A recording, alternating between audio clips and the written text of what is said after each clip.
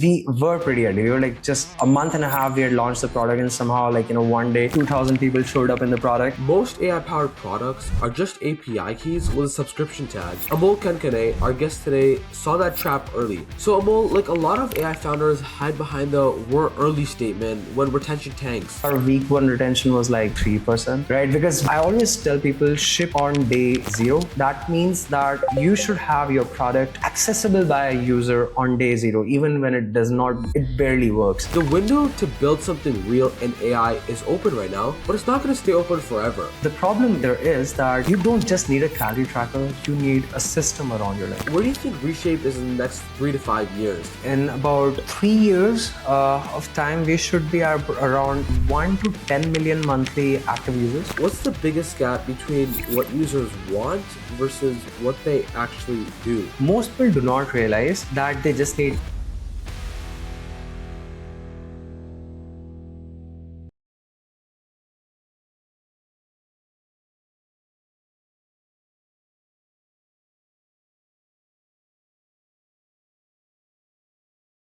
Let's be honest about something nobody really wants to talk about in the AI space. Most AI-powered products are just API keys with a subscription tag. The founder writes a system prompt, wraps it up in a clean UI, calls it a platform, and then wonders why retention falls off after a week or two. So that's not a product, that's just a feature that somebody else will ship out for free in the next 6 months. But Amol Kankane, our guest today, saw that trap early. And instead of building another chatbot with a niche label on it, he went deeper into the actual science of behavior change and into the real reason people quit their fitness goals. The result is Reshape, an AI fitness coach that processes your photos, your voice notes, and your real life, and builds a training and nutrition system around the person that you actually are, not the version of yourself that just shows up on day one with perfect motivation. So here's what's true. The window to build something real in AI is open right now, but it's not going to stay open forever. The founders who win aren't going to be the ones who have the best idea, but they're going to be the ones who figured out execution before everyone else caught up. And Amol is one of those people. So pay attention. Welcome to the podcast, Amol, and I'm really honored to have you here today. So how are you doing? Hi Ryan, good to be here, and I'm doing good. Thank you. Thank you. So Amol, you're connected from India today, right? So around what time is it? Yes, Sam. It's like 5 p.m. in the evening.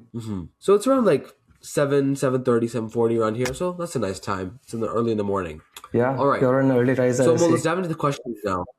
Yes, thank you. All right. So most people say that AI fitness apps are just shiny calorie counters with ChatGPT glued on top. So that's just a take here. But I want you to prove me wrong. And more importantly, walk me through the differentiation logic you used so a skeptical founder can reverse engineer it for their own AI product. All right, yeah. And I think you're pretty much right on that statement that most apps are indeed just ChatGPT wrappers these days. There are probably 1,000 apps out there that track your calories with pictures of your food because it's super easy to build. It probably takes 15 minutes to build, right? You can just write a prompt in cursor and, the entire stack is put together for you. And that there's a lot of truth to that. But the problem there is that you don't just need a calorie tracker, you need a system around your life, right? So you have to have that technology do a lot more for you and not just tell you how many calories are in your food, though even that is a huge win. And there are other players in the industry who have really shine on the revenue because they were good to distribute their product, and they did hit that real use case where it was super hard to track your macros, your micros, and just doing a wrapper over ChatGPT still solved a use case. But the problem there is that health is holistic, right? It's not just about eating a certain number of calories a day, but you have to take care of your micros, you have to take care of your activity, you have to take care of your recovery. There are certain routines you follow. So the intent is that can you build the right system around your life that you can follow seamlessly and effortlessly? I, in my early days, was going through my own journey, my own initial transformation with fitness. I was an obese kid growing up. I just did not have the education about how to take care of myself. Even into adulthood, I graduated from one of the top engineering institutes in the country, and even there, you're trying to study the state of the art of technology, but you do not even understand your own health and how to manage it. And in that journey, I figured out the power of data and AI in being able to help you make progress, because you're able to measure how your day-to-day goes and how it contributes to your weekly and monthly progress. But the data tracking that I used to do back in the day was very cumbersome. I was weighing every single food I ate, weighing the ingredients of it. I was maintaining my data on a spreadsheet about how many steps I walked in a particular day, how my workouts went, how much I was sleeping. So that's a system my trainer built for me back in the day. And during COVID, it was super easy for me to do because I was just indoors most of the time. I had ample time in my hands. Yeah. But soon as the COVID lockdowns ended, my life became dynamic again. I was trying, I started traveling. I was traveling internationally 3 or 4 times a year. I was attending weddings. I was meeting friends, and all of that put a break in the system. So the problem was that even though I had figured out what to do, it was super hard to do sustainably for long periods of time. And that is where I realized that there was a huge gap, which just with my experience in building products, building technology, and my own personal experience in just with fitness, I realized that, okay, AI can help coach people, but it can also make a lot of this data tracking easy, where you see all this food tracking and things coming into the picture. And that I tried different apps. Before even starting Reshape, I tried probably 10 different apps, and none of them stuck. The retention problem was there all the time, and people kind of started blaming it on the motivation of the user.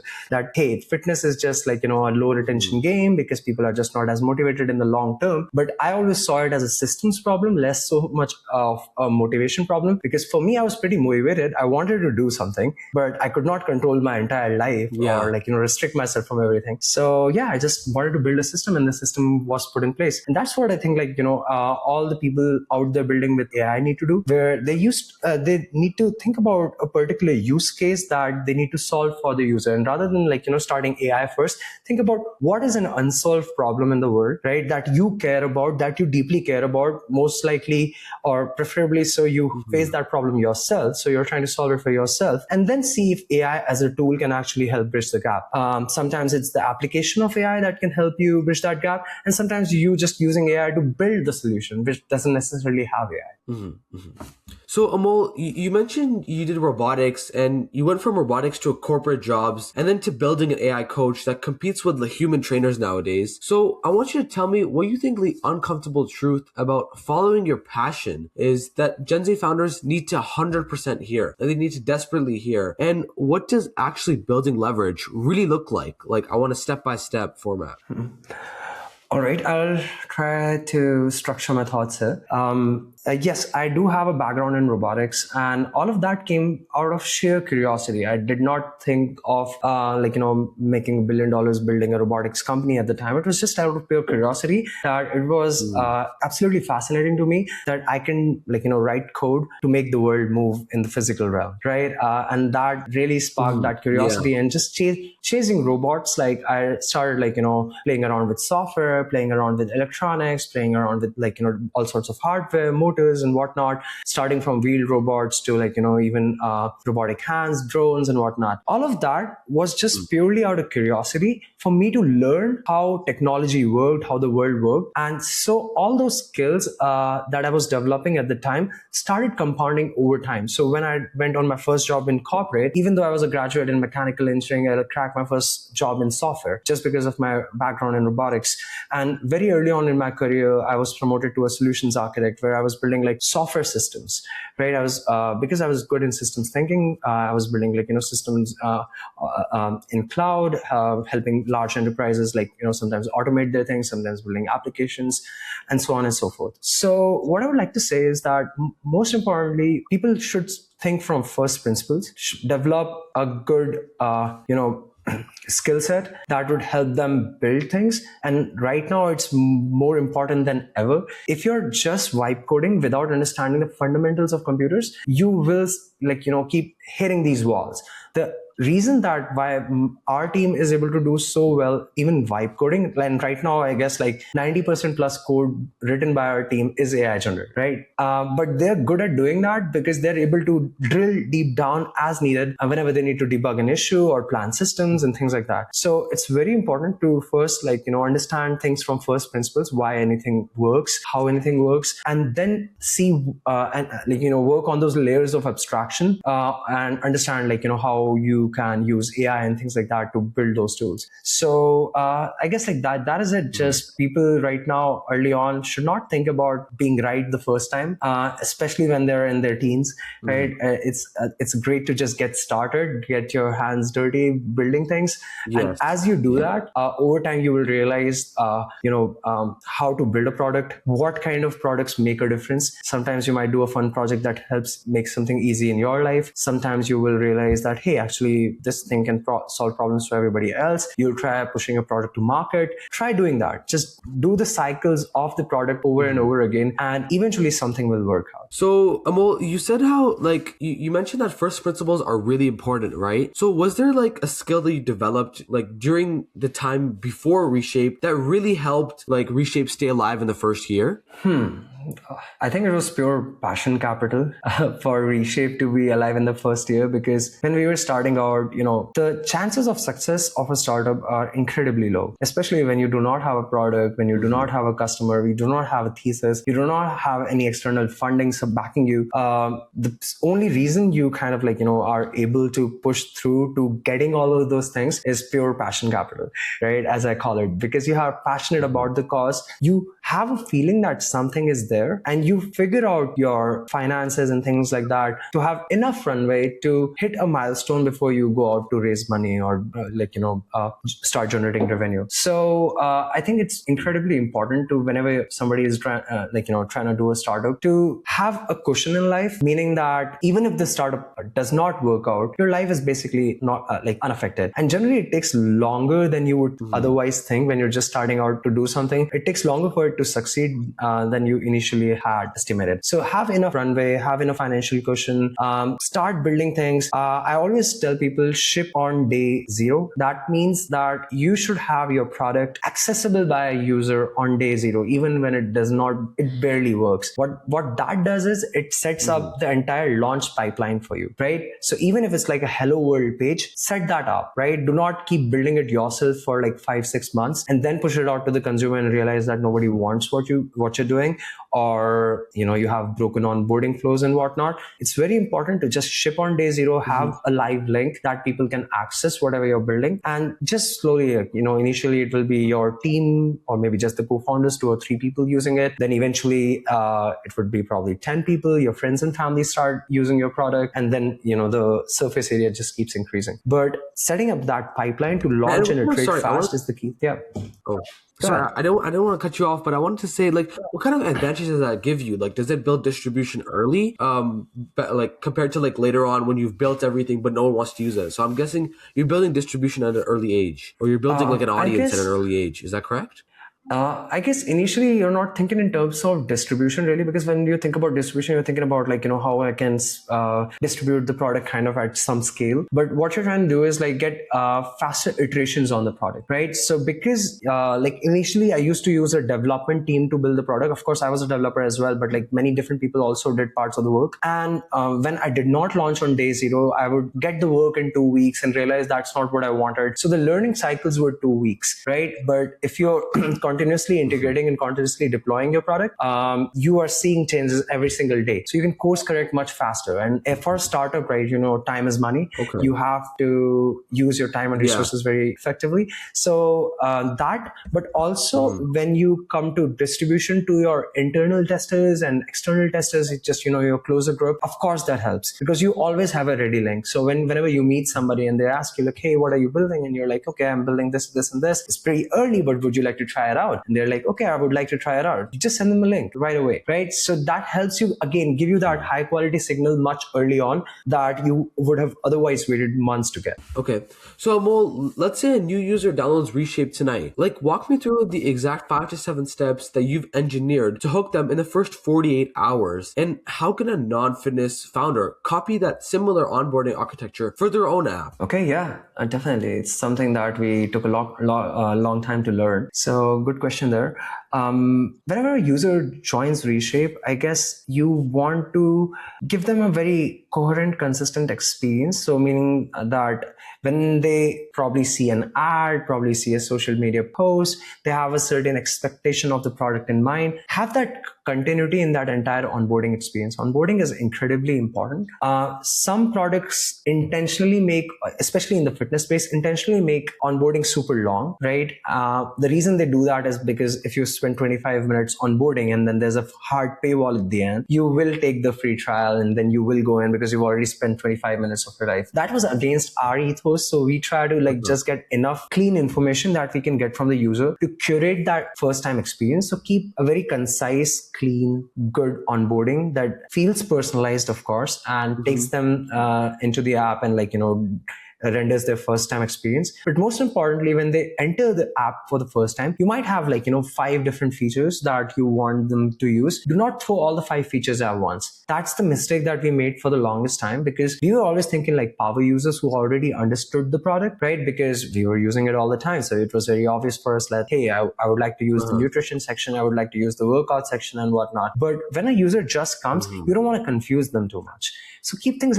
super clean and define an activation moment. Activation moment is when the user realizes a value for the first time from your product. For us, that clearly became meal tracking much early on. So we were pretty much the OGs of that LLM-based calorie tracking. And there I wanted that user to experience that, hey, you can just click a picture of your food or use a simple voice note to track your meals. So we kind of hid everything else. There's this thing in UX design called progressive disclosure, where you want to disclose different features one by one. So then we just basically created a user journey where you have to log a certain number of meals, and then the next feature unlocks, and then you do the next thing and the next feature unlocks. And what that does is giving those shorter reward loop for the user, and they keep experiencing value. Things are very clear. They can mindlessly use the app and still get value out of it. So that, I believe, is the most important part.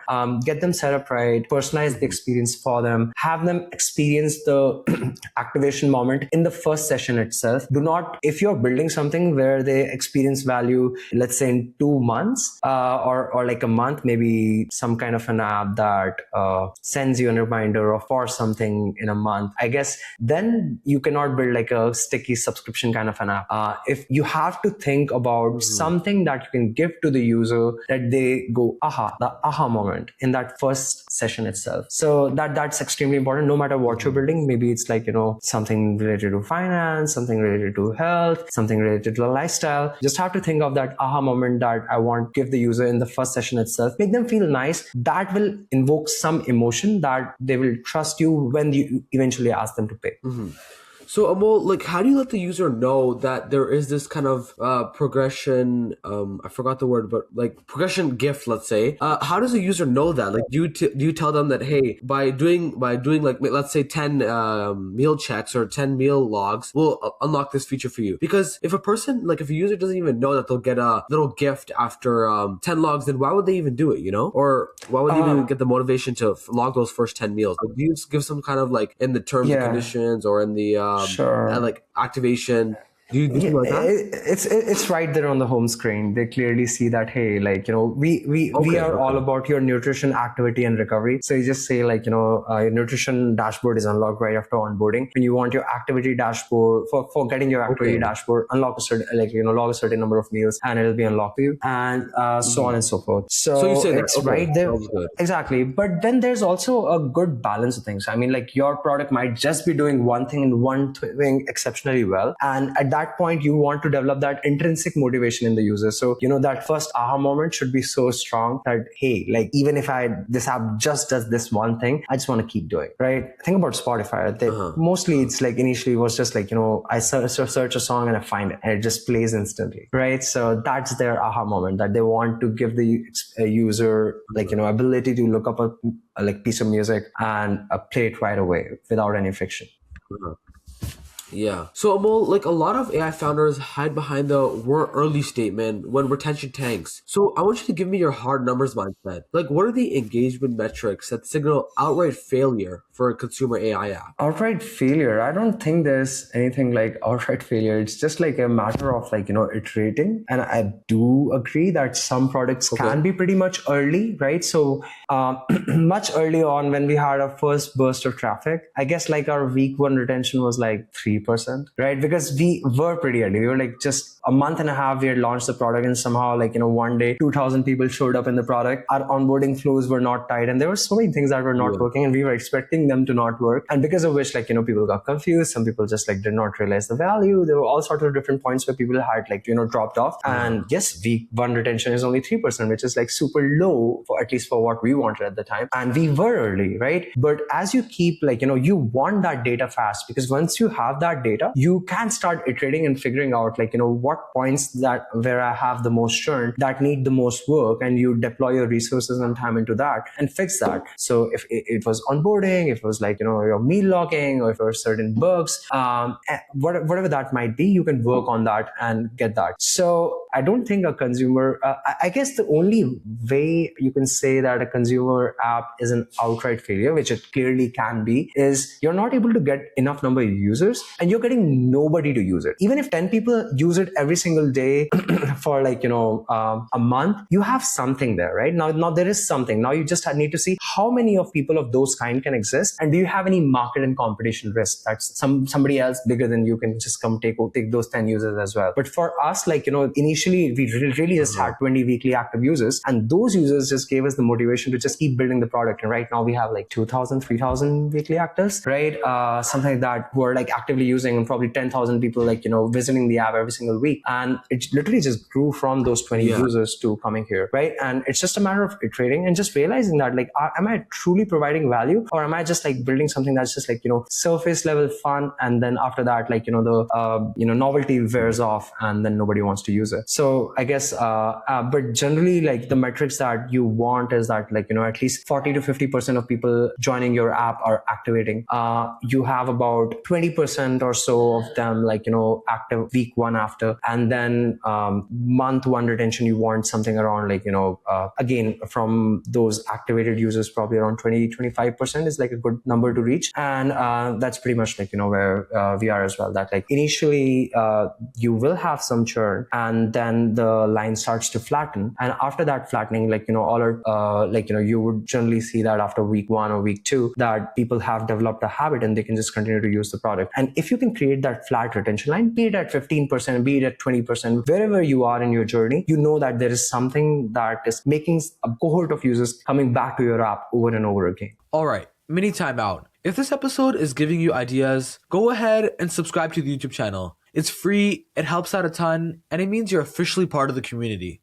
Amol, are you able to take me back to that moment where Reshape stopped being an idea and became something you actually wanted to build? Like, you mentioned how you were just getting into building muscle and working out and tracking your meals. So, like, other than that, like, what did you see like that nobody else was seeing? Yeah, actually, like, I kind of like cut short the story of like, how Reshape started much early on. So I was talking about like, all those spreadsheets I was using. At the time I was running like, small, like, services-based operation with my current co-founder, and we had some interns that we had hired at the time. And one of those interns wanted to build, learn how to build apps. So we just decided like, okay, you can learn Flutter. I'm using these spreadsheets to manage all my data, and can you just build an app version of it that helps me like, track it much easier than a spreadsheet would, right? Because the app is just clean. It's just catered for that purpose, and very easy for me to like, integrate with a food database. And we were not planning to make it a business at the time. Like none of us, much early days had thought that Reshape could become a company, and we just pivot everything that we were doing, leave our jobs, and just put all our attention into this one thing. But what happened then was that I was using this basic app built by that intern, and that's still the first line of code. So first commit to our GitHub repo is from that intern who's not with the company right now, but she was the first one who did anything. So that's just a trivia fact about our history. But what happened then was a few of my friends started seeing me use this app to manage my fitness, and they were like, hey man, I see that logging thing you're doing in your app. I hate all the fitness apps out there. Yours looks pretty simple. Can you share that with me? So I used to share these APKs to my friends who were using Android at the time, because we didn't even have a release pipeline. We were not thinking about doing it as a serious product. So about 7 to 8 people around me started using it. And even then, this is pre-LLM days. We were not thinking about making it a business, because it was just design innovation. And design is not a very strong mode, right? There was nothing crazy that we were solving. So okay, it's whatever, we'll see if you want to pursue it sometime. But then ChatGPT happened, and especially when GPT-4 happened, and we realized that these models can be multimodal. I was like, okay, I have this app where I have all my fitness data for the past month or so.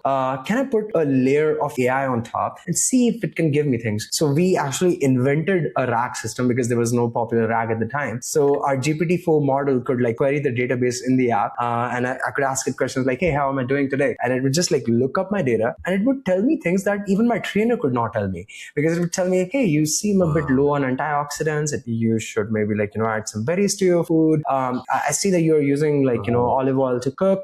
There are olive oil sprays you can get, and that can help you save a bunch of calories, because I was on a fat loss goal at the time. It's that is when the aha moment happened for me. The bulb went on, and I was like, okay, if hypothetically a superhuman trainer could know every bite I eat, every minute I sleep, every step I walk, every rep I lift, it can truly tell me things that no human can, right? And everyone can have a trainer of their own. So I could just see that technology evolving from GPT 3.5 to 3 to 3.5 and then 4, and I could just extrapolate that journey. And I was like, okay, the models are going to get that good that hallucinations will become less of a problem, things will become better, things will become cheaper. And that is when we were like, okay, I guess we're very clear that in the future everyone's going to have an AI health and fitness coach. Now we can wait for somebody else to build it, or we can do it ourselves. And from the history of all the products before us, we just knew that nobody sat at a good intersection of doing product, technology, and fitness as good.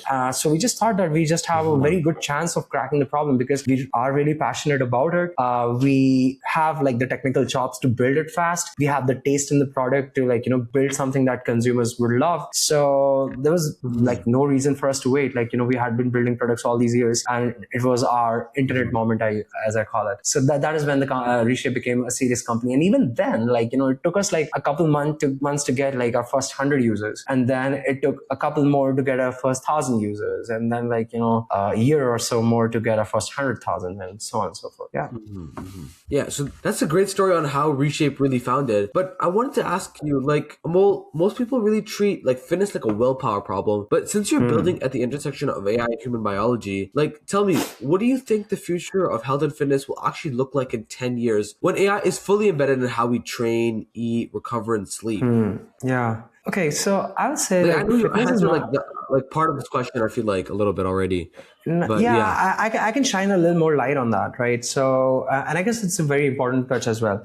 Another thing that we really try to be very intentional about is that we're building a product for everyday people, right? I'm not building a product for people who are pro athletes. They need incredible precision, and life already works for them. They have an ecosystem around them, and then they have really high motivations to pursue whatever they need to, and really push to the edges of what is possible.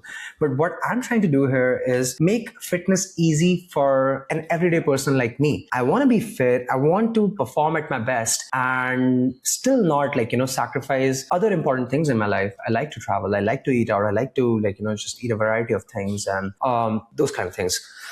So that I describe the world as a pyramid of motivation. So imagine on the top you have like these professional athletes, right, who are incredibly motivated and would do anything to just basically shave off that millisecond of their running pace and whatnot.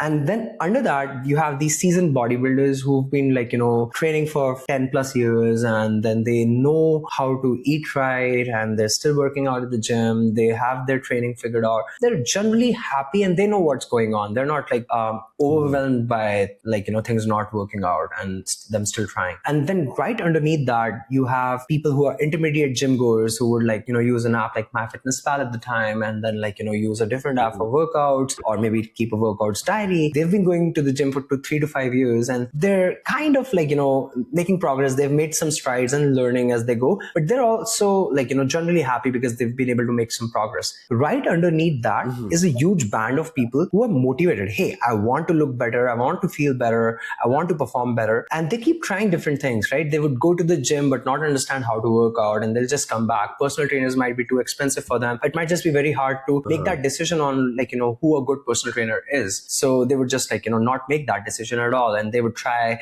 a diet like keto, or go do intermittent fasting, and just keep trying different things and keep dropping off. And those kind of people are the people that we serve, because I was that person as well. I had tried so many things for years and nothing seemed to work for us. And that is when an AI can exactly. So it comes and gives you a system for your life, and it puts your life on autopilot. So right now what happens is when a user signs up on Reshape, your workouts plan is ready. So based on the equipment you have, if you can work out at the gym, it creates a plan according to that. If you cannot work out at the gym, that's totally fine. If whatever your schedule is, it will adhere to your schedule. So basically a really good coach that would curate a plan for you and give you videos and everything, and then give you a tracking system for your workouts.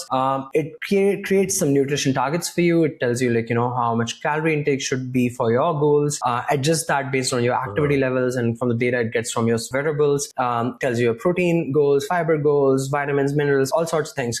But if I was to do it just on a spreadsheet, it's basically impossible and it won't be possible. But now you can just click pictures of your food as you go, and everything is being tracked. And now that you're tracking everything, the coaching part is now enabled. So that I just log my meals through the day, and my steps go to the app and my sleep goes to the app. The AI automatically analyzes this data and tells me, hey man, this thing was good and this thing is kind of running behind. You haven't walked in a while, maybe go take a walk, and just helps me finish my day right? And that is the important thing. And slowly what happens is my behavior starts to change. Things start feeling automatic. So after the first few days of using Reshape, you kind of start feeling hey, you understand the science of how all of this works. And you have this companion that's taking care of that data analysis. So you don't have to. You can just live your life and do that minimal that is important physically to do, and still make progress, still feel better, still perform better, and all those nice things.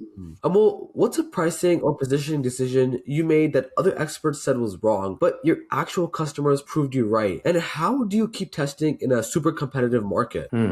I do not think I spoke to an expert on pricing because it was just so new at the time. So what we did was that we just benchmarked against different other SaaS apps, these consumer apps that were being sold, and that kind of just gave us an idea about what are people willing to pay for consumer fitness app, right? And we just wanted to price ourselves somewhere around that, and that was pretty much it, right? So we just thought about okay, let's just make it $15 a month and see if it sticks, right? And if that can stick and if we can make the pricing work, then well and good. Some people early on, definitely not specifically to Reshape, but they were giving this they're basically sharing their perspective that AI has to eat up the salary market. So meaning that if you're going to pay $100 an hour for a personal trainer, that's just about how much you should pay for an app. But that's not true, because even Cursor, ChatGPT and whatnot, even though they help you automate so much of your software, you're not paying them $200,000 a year. You're paying them $20 a month, right? That's the pricing that they go by as well. So I think the idea is to basically see what it costs you, see what it costs you to acquire the customer, add some margin on that, and then let it scale. I guess you always want to give the consumer a very reasonably priced product, not to be too greedy. But if I had priced myself at $200 a month, I mean, sure, some people will still buy, but I guess like that would go against our mission to like, get it in hands of as many people as possible. So we definitely played the volume game, and we just priced ourselves on sort of a very affordable end, and that's been working pretty fine. One other thing I will say is that when we were benchmarking, most apps were pushing for these longer subscriptions, and this is something that we learned much later, that when we like, when you're a very new product in the market and you're saying that, hey, we cost like $200 a year, people will be resistant to even try it out because they don't trust you. You do not have a brand yet. They don't know if it'll work, and it's just like a slightly harder like purchase decision for them. But if you just do a reasonably priced like monthly plan, that works out incredibly well, right? If you're just confident to have the consumer use your product for a long time, why do you want them to pay you upfront necessarily? So I guess initially our annual plan was very reasonably priced when you convert it to monthly, but monthly was super expensive. But we dropped the price of the monthly plan to kind of match the annual plan's effective monthly cost, and that actually gave us a huge uptick, and we've been doubling like every single month since. That's great. Yeah. So Amol, behavior change is considered the graveyard of good intentions. So what's the biggest gap between what users want versus what they actually do? I guess people think that they want that like, perfect diet, a magic diet plan or a magic workout plan that would give them like a really fast, like, progress. Most people do not realize that they just need like slight adjustments to their life as they live it right now to still be like, moving towards their dream physique or health levels, right? And I guess like that is the difference that we create, that we do not like prescribe like diet plans to our users. I mean, they can get template plans if they're looking for ideas and stuff, but we don't like kind of like, enforce those onto them. We kind of teach them like, how this all works and how to change their lifestyles over time. Most people thought that people will not be tracking their meals every single day, and we are close to 1 million meals logged already, right? So that was another thing, right? Like where people were like, hey, nobody's going to take out their phone and track their meals, or people are not going to log all their workouts, we're not going to do this. I guess if you make something simple enough, and if you have again those like smaller value loops that, hey, I did a good workout today, or hey, I hit my protein target today, right? Just those kinds of things. And those weekly value loops where you're saying that your weight changed on the scale, your physique looking different on in a couple of weeks in the mirror, and those kind of value loops, now the user kind of like, intrinsically understands, and you don't need any gamification for them to come back to the app. You don't need to give them any rewards. There are many fitness apps out there where like, hey, you can earn coins based on how much you walk. And that's BS, right? You just want to teach. I mean, you don't need to earn coins to live a good life, right? Like, I mean, just teach them that this makes you feel better, and they'll keep chasing that feeling forever. There are many users that kind of churn from Reshape, like they thought they can live without it for a couple of months, and then they come back and drop me a note, hey man, I don't know what you built, this changed my life, I thought I could do without it, but I really can't, thank you for this. Notes like that really just like, give us that strong signal that people are willing to make the minimal effort if it is in the right direction. So I don't think the motivation is so much of a problem once you show value and once you intrinsically can enforce it. So you said that Reshape, like, it runs on photo analysis, voice notes, and personalized AI recommendations. So for this semi-technical founder who keeps getting lost in the back-end rabbit holes, what's your dead simple stack and workflow to go from idea to prototype and to get your first 100 users? Okay, so I'm going to say this. I'm not sure how many people will follow it because it's very easy not to follow it, but have a technical co-founder in your team. It's going to change your life. So even before you start seeking to build something and get your first 100 users, either become that technical person yourself, take a web development course, go old school, learn how things work. So because you're like, I can tell you a good stack right now about like what we use, but you will have to make these decisions in the entire life cycle of your company. And if you're not like, well placed to make those decisions, you're going to be confused. You're going to be like, just, this is going to be super hard. So it's really nice to probably spend like a week or two. And I don't think it takes longer than that to understand the basics of web and app development. What is front end? What is back end? What is a database, right?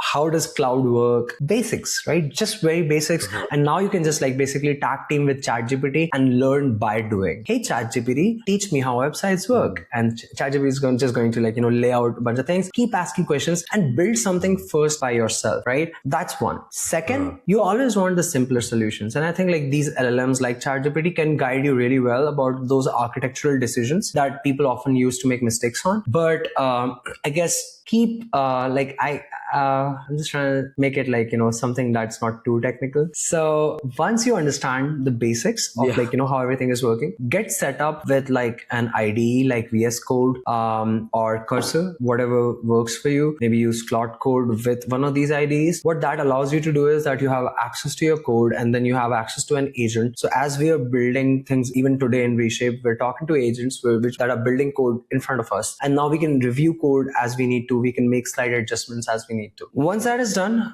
figure out a deployment place. So figure out, okay, once my app is running locally, that's part of the job done. How am I going to productionize it, right? For that, pick a cloud provider. You can pick Microsoft Azure, you can pick AWS, you can pick Google. All of these have like, decent credits you can get for free usage for like a year. Some of these have like $1,000 of free credits, which can basically last you a long time unless you're doing like heavy large language model usage. But your basic infrastructure is basically free. So deploy your backend. And if your website is if your front end is a website or like a web app that opens in a browser, deploy that web app as well. If it's a mobile app that you're going to ship through Play Store or App Store, create developer accounts in these and just basically like work through it with again your favorite LLM, and it's going to guide you on how to do everything. Make sure that things are secure. Keep asking your LLM agent that, hey, do a security pass on this, create a security document on my code base. So make sure that things are secure. You're not leaking credentials, you're not leaking data. There was this one app that came last year and like went straight to top of the stores. I guess it was called T or something. What's the T? I forgot what the name was, but basically it was like an app that women can use to basically vet the guys they were dating. So something like that, right? So they can just post a picture that, hey, is this guy good to date and whatnot. So for the verification in that app, they used to ask women to submit their IDs that they said they would temporarily keep, but they actually permanently retained in the database. I'm paraphrasing, I might be wrong at some places here, but what ended up happening was that there was a huge data leakage, right? And somebody got hold of all of those IDs of all of those women that were on that app. So don't rush to ship things out the door. Just do the things right. Have very strong foundations, have very good security in place. And that helps if you have a technical mindset, if you have that first principle probing mindset. And now you can your ChatGPT can basically assist you to do these things right, and then you ship something out the door. Not too hard. I generally try not to use things like I will say Lovable or something for a production app. And the reason I say that is that for a basic app, it's fine. But if you're trying to build like a technology company, you want to control your stack. You do not want to be dependent on a provider. So learn the basics to like how to deploy things, and even owning everything right now and still building is super easy, and pretty much I will say as easy as doing it with one of these providers. So Amol, for our last question, I want you to zoom out for me. Like, where do you think Reshape is in the next 3 to 5 years? Like, I don't want the investor pitch version. I want the real version. Like, what does the product look like? What problem is it solving at a scale? And what has to be true about AI, behavior change, or the market for this version to exist? Okay, I think like in about 3 years of time, we should be around 1 to 10 million monthly active users. I guess that is definitely something that we chase and is very reasonably possible, because like the market is very big, considering that we're going for these low motivation people who just want to do the minimal to make progress. I think like we do have that use case solved for them. It's just a matter of like, solving the distribution. That right now, the biggest bottleneck is that most people do not know about Reshape. So we have to invest a lot in just marketing the product, getting it in front of people. Some people do this through influencer marketing. We do it through ads and of course rely on organic referrals that our users give to other users. So things like that. So I guess like that's the scale that we're trying to chase. It would continue to be a subscription product because we just try to see what kind of value are we providing. We are providing that ongoing value to the user in their lives. It is a lifelong use product.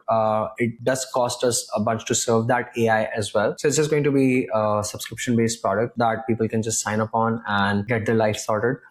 What's going to happen is that the AI is going to get much better in understanding your life in the sense that right now it is aware about your nutrition, activity, recovery, basic calendar stuff, but now it can know your entire schedule. It can know your medical history. It can be on calls with you while you're at the gym to basically help guide you. So it's just going to be very good at keeping a lot of data, like integrating a lot of data into one place, centralizing it, do really good insights on it, catch diseases early, catch risk vectors early. I actually recently took a dump of my 23andMe DNA test and like all those reports that it generated, and now I'm experimenting a feature where Reshape is aware about my genetic inclinations towards certain conditions, and it can help me manage those as well, right?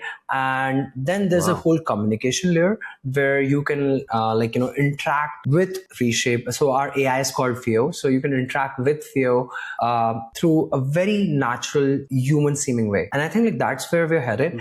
Also, I think one aspect that's missing in Reshape is community. I think people do want to be connected to other people, and that kind of also enforces that kind of motivation and social accountability to do more, do better. Exactly. So that's something that's shipping in the next couple of months. We're hoping, and Strava kind of reinforces that, because Strava is good at tracking your runs, but when you go to Strava homepage is hey, what did other people do, right? I would personally avoid going running if I cannot. Exactly. I would avoid going on a long run if I cannot post it on Strava. It's just what it is, right? I just want to keep a record. I want to share it with everyone. I want to keep a log of things. So I think that's very powerful. So I think that's another thing that we're trying to do.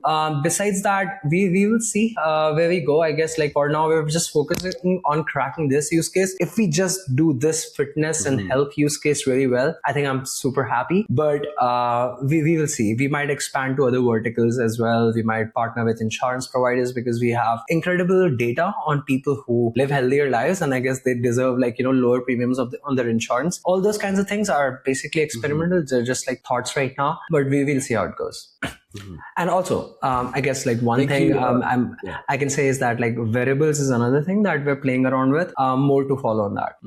Thank you, Amol, for this amazing episode today, for this amazing conversation. I really enjoyed it, and I'm really glad to have you here today. So here's the thing about information. It only has value if it changes what you do next, right? So you just sat through an entire conversation with someone who's built real products, made real mistakes, and figured out what actually moves the needles on behavior change, on retention, and on building something that lasts past the launch week dopamine hit. And that's rare. Most podcast guests are just selling a narrative, but Amol is giving us a playbook. So now the only question that matters is, what are you doing with it over the next 7 days? Just pick a move, just one. Maybe it's rebuilding your onboarding from scratch around Amol's 48-hour logic hook. Or maybe it's finally setting a retention metric you're not allowed to rationalize away. Or maybe it's just committing to ship something, anything, before you let yourself consume another episode on building. The gap between founders who make it and founders who stay stuck isn't timing, it's the willingness to execute on what they already know repeatedly, unglamorously, and until it becomes automatic. That's the whole game, and Amol has figured it out. So now you have the map, so make sure to use it. Remember to download the playbook for this episode from the GenZEO Playbook podcast, and make sure to drop your biggest takeaway down in the comments and send this to a person who needs to hear this. I'm Ryan Ali. This is the GenZEO Playbook podcast, and I'll see you in the next episode.